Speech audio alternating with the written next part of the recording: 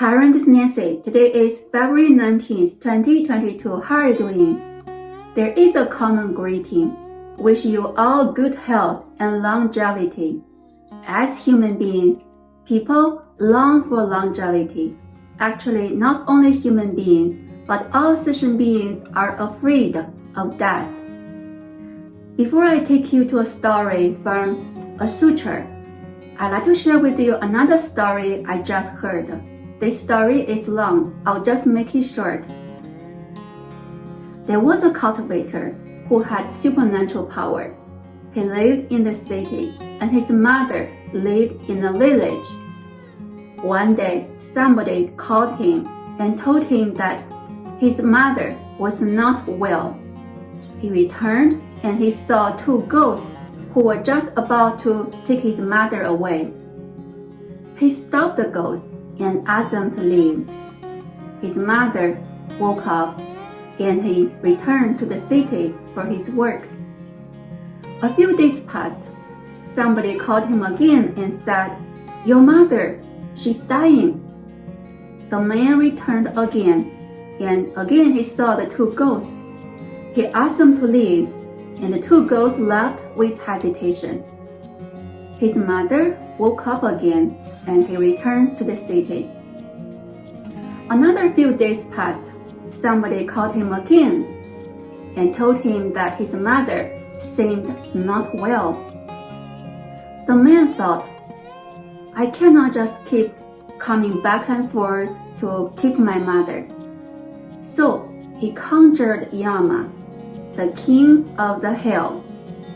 He asked Yama what was the problem, what was happening. So Yama, the king of the hell, said to him, "If your mother left the first time, she'll be born in one layer of the heaven and enjoy a lot of blessings. If she left the second time, she'll be born in a good place, but not as good as the first time if she left. If she stayed this third time, maybe it'll be difficult for her even to be born as a human being later." The man was silent. He understood he could not interfere the law.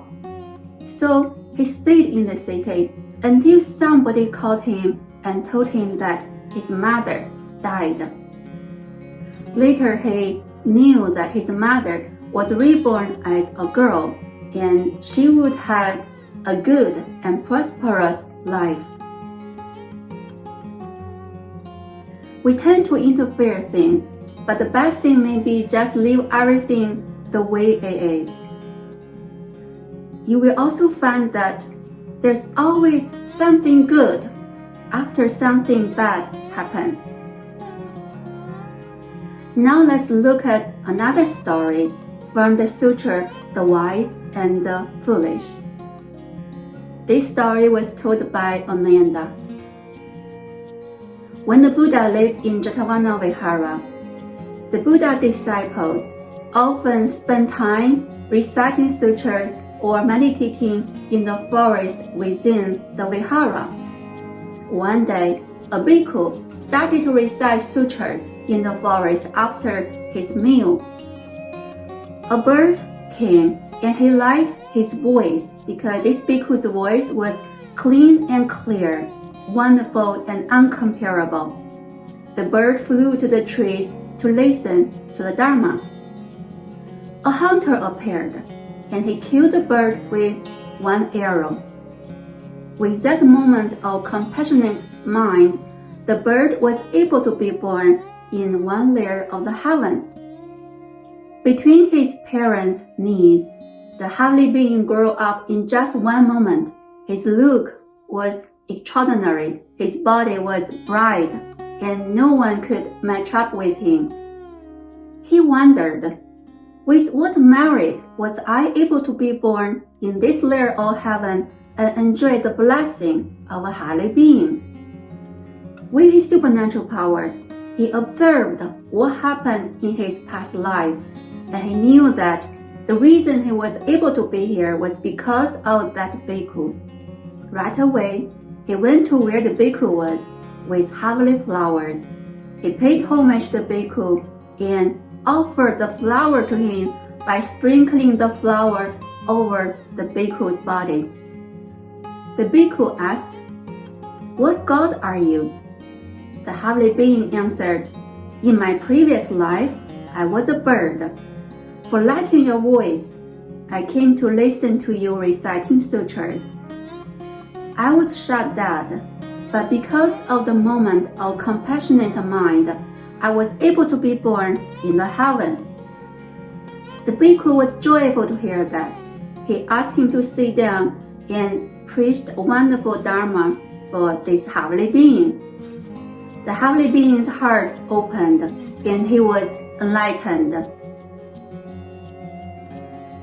The Buddha told Ananda, "The Buddha's appearance is of many benefits. The various wondrous dharmas are indeed wonderful. Even birds love to hear the voice of Dharma and obtain countless blessings, let alone those people who firmly believe and single-mindedly uphold the Dharma. Their retribution will not be comparable by birds." Hearing the Buddha's words, Ananda and the whole assembly were joyful. Amitabha, this is today's Dharma share. Life is a continuously flowing river. Birth and death are just like transition stations. One thing that I need to point out is that, personally, I would never recommend suicide because suicide generates heavy karma of killing. Our body does not belong to ourselves. It's an aggregation of the 5 skandhas. Suicide is not the end of pain, but the beginning of greater pain. I'm so glad to meet you all here. Thank you everyone for being here. I'll see you next time. Bye.